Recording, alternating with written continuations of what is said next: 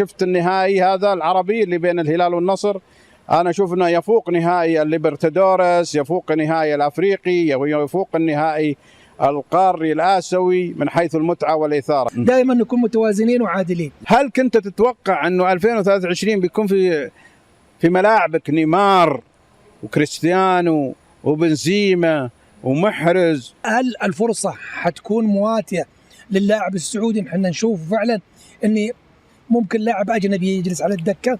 80% من قائمة المنتخب السعودي التي بتشارك في كأس آسيا القادمة 2024 في الدوحة، 80% ممن شاركوا في كأس العالم الأخيرة. النصر ب9 لاعبين هزم الهلال عن طريق الأطراف.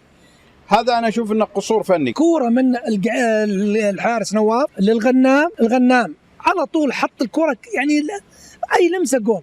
ترى الأهلي عنده لاعبين في الTMS لا زالوا خارج المملكة. في خانة في الهلال أنا ما أدري وش السبب عدم وضع لاعب فيها في المكان المناسب. يقدم تحية لجمهور الهلال ويدعو بالتوفيق لفريق الهلال باللقب. كان بإمكان الزمالك أنه يتعاهل حتى آخر رمق. النصر سجل التعادل وقلب الطاولة. الآن وسط الهلال مزدحم. لا مو صحيح. أنا أدفع لهم ولا أستفيد منهم وفي الأخير ألغي عقودهم يا أخي في لعيبة في الأهلي العام، في لاعب في الأهلي مقدوني ما لعب إلا يمكن شوط.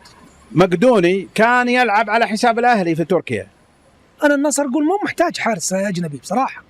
تعال يا كابتن، أنت الآن أنا بعطيك هذا المبلغ وأنهي علاقتك بالهلال، بس أنا ترى عندي لك عقد ثاني من الوحدة، روح للوحدة. طيب في أندية ما تملك هالكم هذا، الأربعة اللي خارج الصندوق أو البقية الفرق اللي خارج الصندوق.